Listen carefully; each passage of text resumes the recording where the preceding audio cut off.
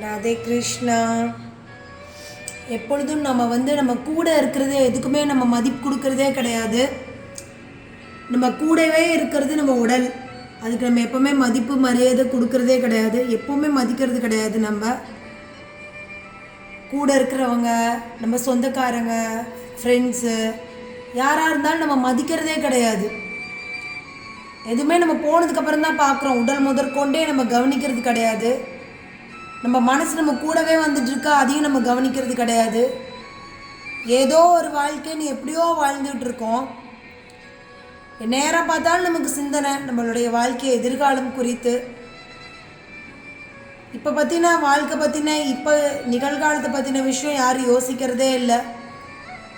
எதிர்காலத்துக்கு நீங்கள் சம்பாதிங்க, நிறைய சேர்த்து வைங்க, வேண்டான்னு சொல்லலை. கொஞ்சம் யோசிச்சு பாருங்க. சாப்பிட்றது இன்றைக்கி தான் சாப்பிட முடியும், வாழ்கிறது இன்றைக்கி தான் வாழ முடியும்.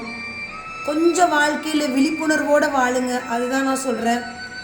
ஸோ கிருஷ்ணா சொல்லி கொடுத்த விஷயங்கள் ஏராளம் ஏராளம், 1-2 விஷயம் கிடையாது, நிறைய சொல்லி கொடுத்துருக்காரு.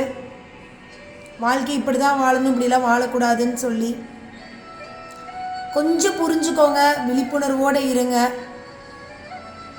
உங்களுடைய உடலை மனதை தயவு செய்து சிறப்பாக பார்த்துக்கோங்க. வேறு யாரும் நம்மளை காப்பாற்ற முடியாது. நம்மளே கவனிச்சுக்கிட்டா தான் உண்டு. உங்களுடைய மனதை பகவானுடைய பொன்னான திருவடிகளில் வைங்க. அவர் காப்பாற்றுவாருங்கக்கூடிய உறுதியான நம்பிக்கை வைங்க. வாழ்க்கையில் எதுக்கும் பயந்துக்க வேண்டாம். இறைவன் இருக்காரு அப்படிங்கக்கூடிய எண்ணத்தை எப்பொழுதும் மனசுக்குள்ளே வச்சுட்டே இருங்க. பகவான் சொல்கிறாரு, அகம் துவாம் சர்வ பாப்பேப்பியோ மோக்ஷிஷ்யாமி மாசுச்சகன்னு சொல்கிறார்.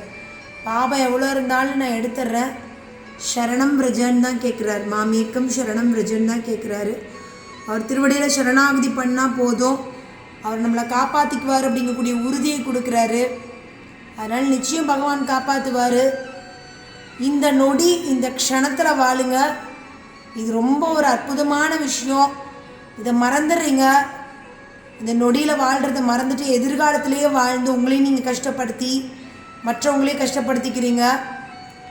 இந்த நொடி உண்மை அப்படிங்கிறத மட்டும் நம்புங்க. எதிர்காலத்துக்கு திட்டம் தீட்ட வேண்டாம்னு சொல்லலை. இந்த நொடியை மறந்துட வேண்டாம், இந்த வாழ்க்கையை மறந்துட வேண்டாம். இது இறைவன் கொடுத்த மிக அற்புதமான பொக்கிஷம். இது ஒரு நாளும் மறந்துடாதீங்க. நிச்சயம் இறைவன் உங்களுக்கு அருள் கொடுப்பார். ராதே கிருஷ்ணா. நன்றி.